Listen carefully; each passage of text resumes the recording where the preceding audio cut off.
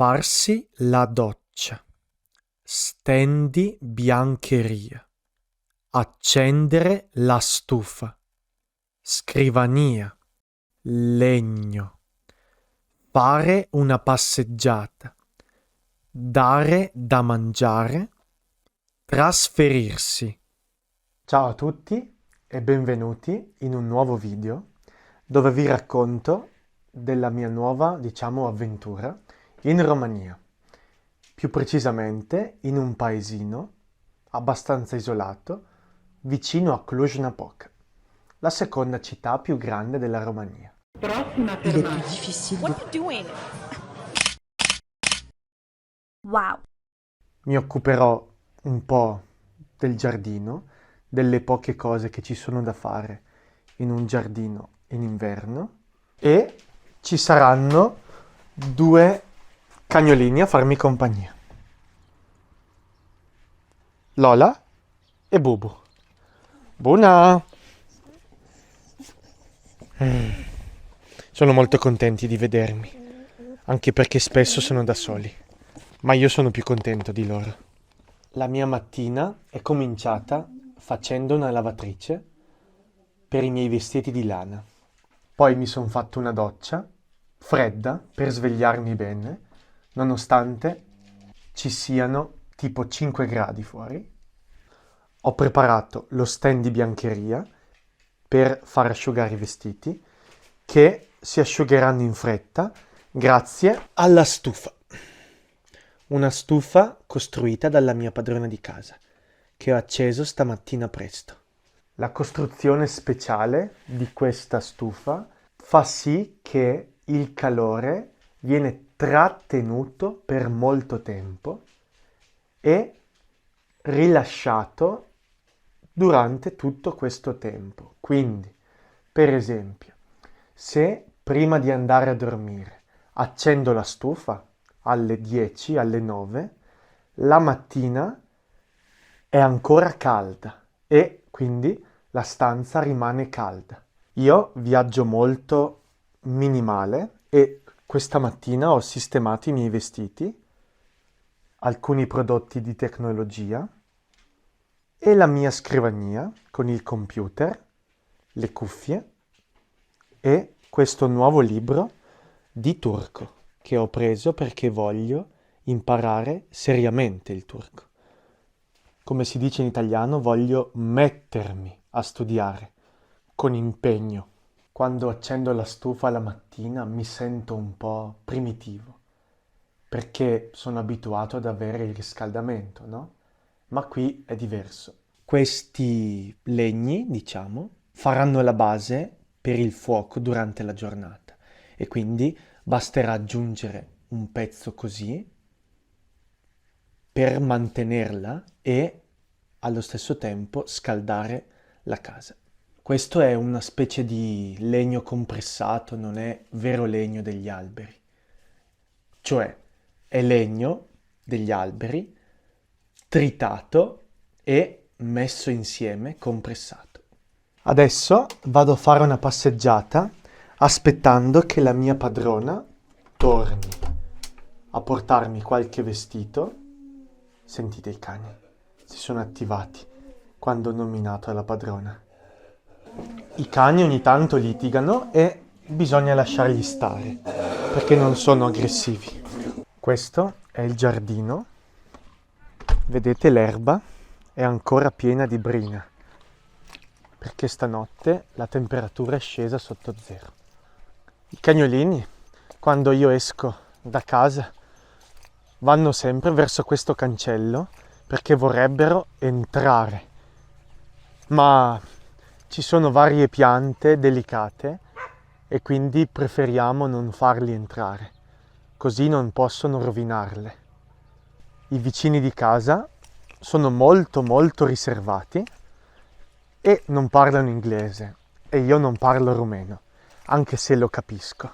Ci sono state delle volte in cui mi hanno portato i cetrioli del loro orto, mi hanno chiesto come stavo, ma nulla di più.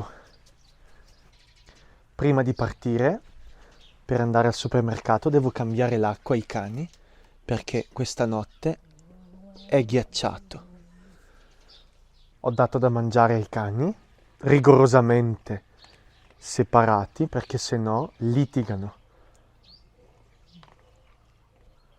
La giornata è bellissima, però purtroppo gli alberi sono senza foglie, perché è arrivato l'autunno. E quindi in autunno le foglie cadono. Ogni volta che esco di casa i cagnolini sono tristi, mugolano. Sentite questo suono? Però poi quando ritorno mi accolgono sempre con gioia. La campagna rumena è molto simile a quella dove sono cresciuto, anche se nella mia zona ci sono più montagne. Qua invece ci sono solo colline. Così. Adesso vado al supermercato sperando che ci sia una brioche. Faccio una passeggiata per familiarizzare con questo paese, anche se ci sono già stato, ma voglio ricordarmi un po' come è fatto, la geografia, vedere se è cambiato qualcosa.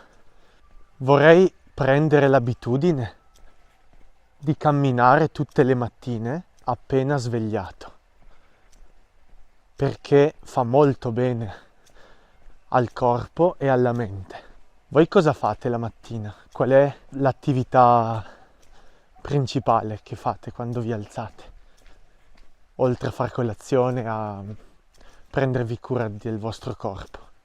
A volte io leggo mentre faccio colazione, però non mi capita sempre di andare a fare una passeggiata.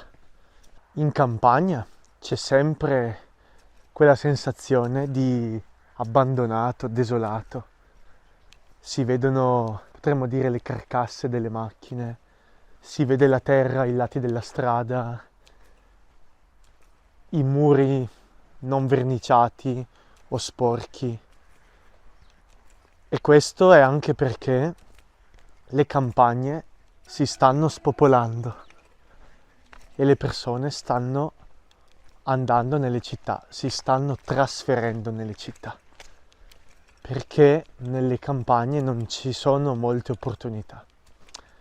Però allo stesso tempo ci sono molte persone che scelgono di lasciare la città per trasferirsi in campagna, perché sono stufi del caos della città, vogliono la natura, non vogliono il traffico, e questo fenomeno porta anche alle persone nuova energia, diciamo.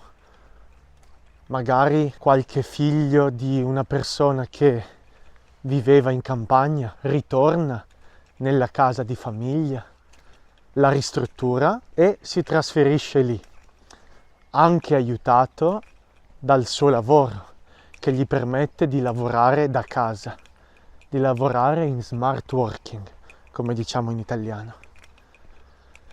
Quindi non voglio essere pessimista, vedrò in futuro cosa succederà a questi paesini di campagna, se ritorneranno a vivere o si spegneranno. Dopo tanto tempo sento di nuovo una celebrazione cristiana. Sono abituato a sentire i minareti delle moschee, quindi sento un po' di essere a casa. Ecco, sono arrivato al supermercato Profi Loco. Come al solito vi ricordo che nella descrizione trovate le trascrizioni del video.